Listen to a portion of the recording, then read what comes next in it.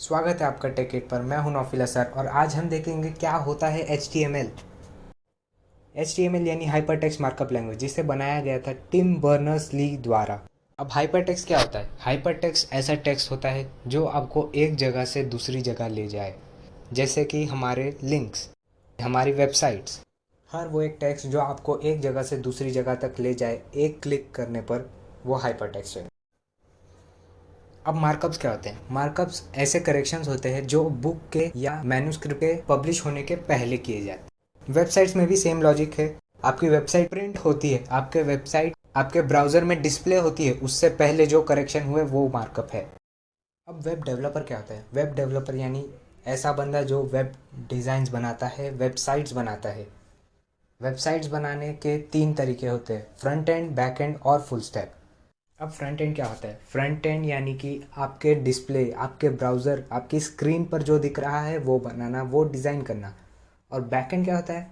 Back and यानी कि जो भी आपके स्क्रीन पर इंटरैक्ट करने जैसा है, जिससे भी आप इंटरैक्ट कर सकते हो और वो आगे की सर्वर पे जाता है और इन्फॉर्मेशन पास करता है, डेटा पास करता है और फिर आपको कोई आउटपुट देता है, वो होता है बैक एंड।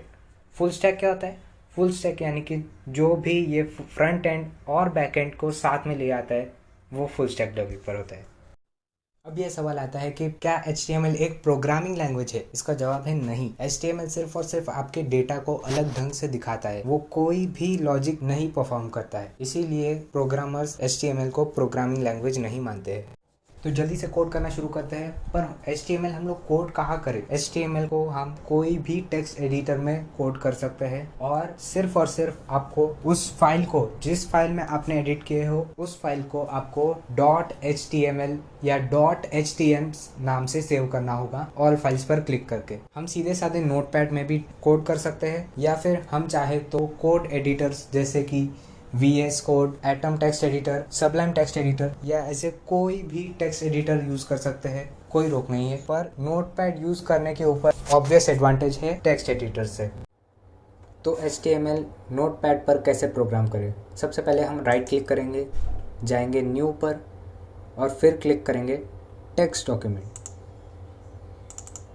अब इस टेक्स्ट डॉक्यूमेंट के अंदर हम लिखते हैं टैग H1, उसके अंदर this is a tag closing H1।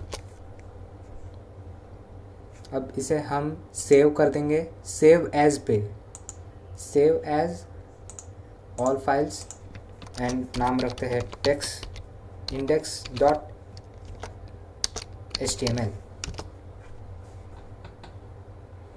अब सेव करते ही साथ हम क्या देखते हैं, हमारे पास एक और फाइल आ जाती है इंडेक्स नाम से सेव होकर, और इसे क्लिक करने के बाद ये हमारे ब्राउज़र में डायरेक्टली ओपन करता है दिस इज़ अ टैग, यानी कि जो हमने नोटपैड के इस टेक्स्ट के अंदर लिखा हुआ था, इस टैग के अंदर लिखा हुआ था, वो हमें दिखता है। अब ये H1 क्या होता है? H1 यानी कि एक HTML टैग। HTML टैग ऐसे बनता है, एक स्टार्ट टैग, टैग का नाम होता है और उसको एंगल ब्रैकेट से कवर किया जाता है, और फिर एक एंड टैग जिसे एंगल ब्रैकेट से कवर करते हैं और साथ में एक बैक स्लैश, और इन दोनों के बीच में जो आता है वो हमारा कंटेंट होता है। अब इस तरीके से इंफॉर्मेशन रिप्रेजेंट करने का क्या मतलब है, और एंगल ब्रैकेट्स ही क्यों? एंगल ब्रैकेट सबसे अनकॉमन और सबसे कम यूज हुए सिंबल्स है, इसीलिए HTML इन सिंबल्स को यूज करके नॉर्मल टेक्स्ट और HTML टैग्स को डिफरेंशिएट करता है। अब ये HTML बॉयलर प्लेट क्या होता है? बॉयलर प्लेट यानी कि HTML डॉक्यूमेंट को स्ट्रक्चर करने का, एक ऑर्डर से लगाने का और रिप्रेजेंट करने का सही तरीका। अब HTML डॉक्यूमेंट को आप HTML टैग से स्टार्ट करते हैं और HTML टैग से एंड करते हैं। इसके अंदर जो भी आएगा वो सब आपके HTML के ब्राउज़र पेज पर डिस्प्ले होगा, और इस HTML पेज के अंदर आपके हेड टैग के अंदर सारी इन्फॉर्मेशन आएगी जो भी आपके ब्राउज़र के ऊपर के एड्रेस बार के पास होता है उसके बारे में, और बॉडी के अंदर आपका मेन वेबसाइट या वेब पेज दिखेगा। अब कुछ बेसिक HTML टैग्स देख लेते हैं। Doc type. डॉक टाइप हमारे ब्राउज़र को बताता है कि हम कौन से HTML वर्जन यूज़ कर रहे हैं, 1 2 3 4 या 5। HTML टैग हमारे HTML डॉक्यूमेंट का स्टार्ट और एंड बताता है। हेड टैग हमारे वेबसाइट से रिलेटेड लिंक्स को पहले ही प्री प्रोसेस करके रख देता है। टाइटल टैग हमारे डॉक्यूमेंट का टाइटल बताता है। बॉडी हमारे ब्राउज़र का पूरे पेज का डिस्प्ले होता है। H1 से H6 तक हमारे हेडिंग टैग्स होते हैं जो कॉन्सिक्वेंटली छोटा होता जाता है। H1 सबसे बड़ा और H6 सबसे छोटा। पी टैग से हम पैराग्राफ डिक्लेयर करते हैं और पैराग्राफ ऐसे के पैराग्राफ जैसे ही अरेंज हो जाते हैं। बी आर टैग से हम एक लाइन का स्पेस छोड़ते एक ब्रेक देते हैं। और एच आर टैग से हम लाइन का स्पेस देते हुए एक हॉरिजॉन्टल लाइन बनाते हैं ताकि हम सेक्शंस को डिवाइड कर सकें।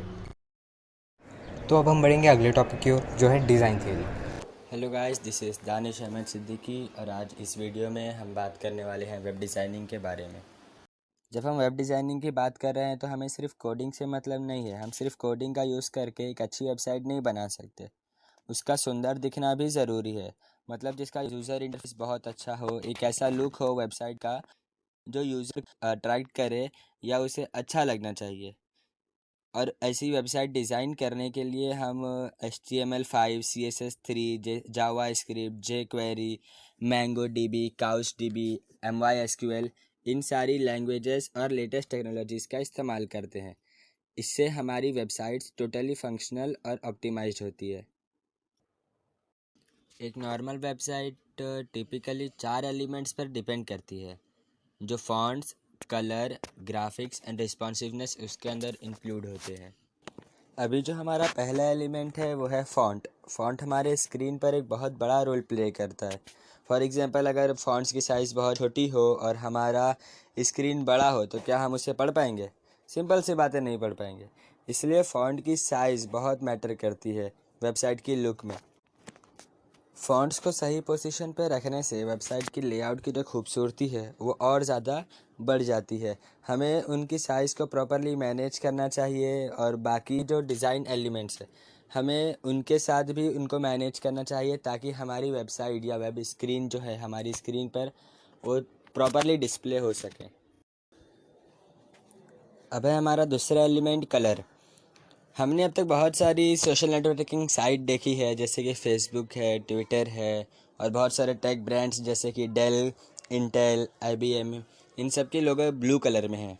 इसका मतलब ये नहीं कि ब्लू कलर की वेबसाइट ही हमारे लिए सही होती है या फिर ज़्यादा बेहतर है। और भी बहुत सारे कलर्स अवेलेबल हैं। हम उनका सही जगह पर यूज़ करके लेआउट को बहुत ज़्यादा खूबसूरत बना सकते हैं। बट साइकोलॉजिकली बहुत से कलर दिमाग कंडीशन दिखाते हैं कि इस कलर का एक पर्टिकुलर चीज़ के लिए ही इस्तेमाल किया जाता है। जैसे ग्रीन कलर ज़्यादातर अगर हमारे ख्याल में आता है तो ग्रीन कलर ज़्यादातर सोचते हैं कि ये नेचर के लिए इस्तेमाल किया जाता है। ऐसे ही हर कलर की कुछ ना कुछ साइकोलॉजी होती है जो हमारे दिमाग में बैठी हुई होती है। और ऐसी कुछ कलर्स के एग्जाम्पल आप स्क्रीन पर अभी देख सकते हैं। और बहुत सारे ब्रांड्स होते हैं जो कलर का इस्तेमाल अपने लोगों पर भी करते हैं, जिनके एग्जांपल्स स्क्रीन पर है, जैसे कोका कोला, मैकडोनल्ड्स, इंटेल। यहाँ पर जो कलर इस्तेमाल किए गए हैं ये कलर डिज़ाइनर के माइंडसेट को डिस्क्राइब करता है। हमें वेबसाइट बनाते वक्त ये ध्यान में रखना चाहिए कि हम कलर कॉम्बिनेशन अच्छी रखें जिससे लेआउट अच्छा आए।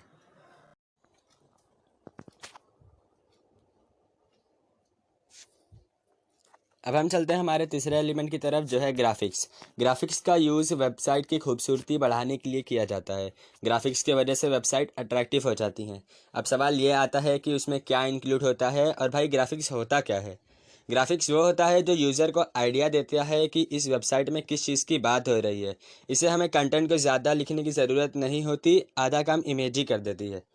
ग्राफिक्स में image, maps, design, photographs, diagrams और भी बहुत सारी चीज़ें इंक्लूड होती हैं। इमेज को बैकग्राउंड के हिसाब से अरेंज करने से वेबसाइट पे अच्छा असर आता है। इमेज PNG फॉर्म और SVG फॉर्म में होती है और उनका इस्तेमाल हम वेबसाइट में करते हैं। और हमें ज़्यादातर कोशिश करना चाहिए कि जो इमेज है वो हमारी खुद की हो और या तो कॉपी लेफ्ट इमेज हो। और हमें उनका इस्तेमाल करते हुए सिंपल रखना है और मेसी नहीं करना है हमारे वेबसाइट को, ताकि हमारी जो वेब डिज़ाइन है या वेबसाइट है वो ख़राब ना हो।